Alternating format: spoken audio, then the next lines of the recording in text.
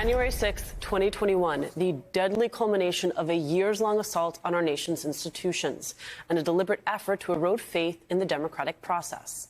I want you to keep that in the back of your mind just for a moment. First, though, House Speaker Mike Johnson. Rolling Stone today out with a deep new look at the far-right Republicans' views on the, quote, dark and depraved American culture.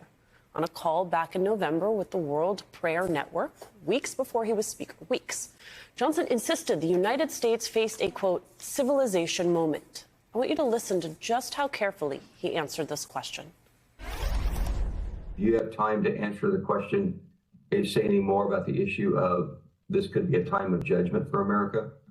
Well, I mean, I don't, I'd say I'd preach to the choir on this Zoom call, or maybe the honor choir. You all know the terrible state that we're in.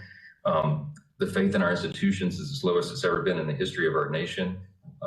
The culture is so dark and depraved that it almost seems irredeemable at this point. The church attendance in America dropped below 50% for the first time in our history since they began to measure the data 60 years ago, and the number of people who do not believe in absolute truth is now above the majority for the first time. So 1 in 3 teen girls contemplated suicide last year. 1 in 4 high school students identifies as something other than straight. We're losing the country. So we're all clear. That was a conservative lawmaker who refused to certify the safe and secure 2020 presidential election, unironically bemoaning the lack of trust in our institutions, focusing instead on the number of gay teens across this country. Joining our conversation, president of the National Action Network and host of Politics Nation here on MSNBC, Reverend Al Sharpton. Molly is back with me. Rev, I mean, the hypocrisy. Your reaction to Speaker Johnson's words there? Well, I think hypocrisy is the kindest word you could use.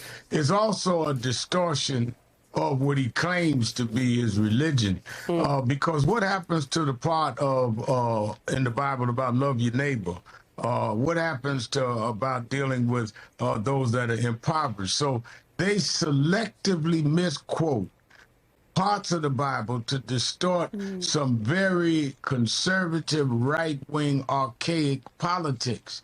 And I think that is what bothers me more than anything. When you look at this same man that was on that interview and look at what he this week had to play all kind of political games to push through a measure, a continuing resolution to keep the government paid, where you've got millions of federal employees hanging in the balance there. You have another fundamentalist that won't certify military officers. What is godly or Christian-like about that? When he talks about church attendance, what church do they go to that tells them to put Medicaid and Medicare at risk for people that are poor, the kind of people Jesus healed? So it is a distortion and a perversion. I've been a preacher since I was a little boy. I know the Bible. The Bible ought not be running the country. This is a democracy, not a theocracy. But if you even gonna quote the Bible, quote it right. Okay, stay on that point about democracy versus theocracy. I want you, Rev. Speaker Johnson, he was on CNBC this week. He spoke about the founders and the separation of church and state. Take a listen. So they wanted faith to be a big part of that. The separation of church and state is a misnomer. People misunderstand it. Of course, it comes from a phrase that was in a letter that Jefferson wrote. It's not in the Constitution. And what he was explaining is they did not want the government to encroach upon the church, not that they didn't want principles of faith to have influence on our public life. It was exactly the opposite. Rev, is that your interpretation? That's a distortion. Because if he's going to say that it was just in a letter about church and state, well, what about the saying freedom of religion? What was that? Was that in a letter too? I mean, do they read the Bill of Rights? Do they read the Constitution?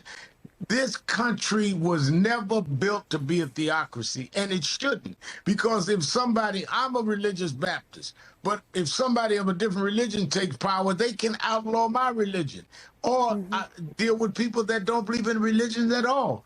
Your religion is not based on who you dominate. Your religion is based on what you believe so you can communicate and deal with anyone else. And this country became a beacon in terms of its promise. It hasn't fully lived up to it based on the fact that people could be free of religion and other factors that they were not free of around the world. And the founding fathers absolutely didn't say what he said. And the founding fathers weren't flawless. The founding fathers believed in slavery and misogyny. So we're not talking about founding fathers that we couldn't question if they did say that, but they didn't say what Johnson said.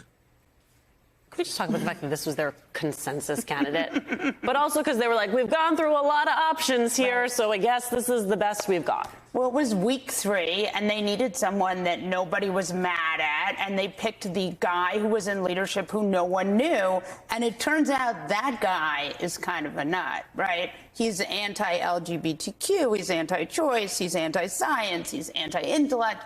I mean, he's pro-religion, and I have to say that was one of the scariest things that particular speaker could say, was that church and state it doesn't mean what you think it means. I mean, that's pretty terrifying. I would say the one saving grace of all of this is that voters don't like this, right?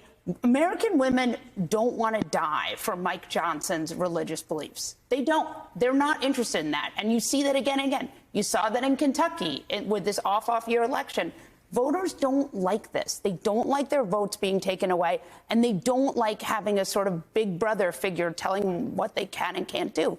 It was a bad night for Moms for Liberty, quote unquote, liberty, in this election. They lost a lot of school boards. This overstep is not something voters want. It's something I heard, Rev, when I was doing reporting in the last election, which you talked to voters, they'd be like, I don't know, just they seem so extreme. Yeah. Right? The extremism stood out to them above any single policy issue.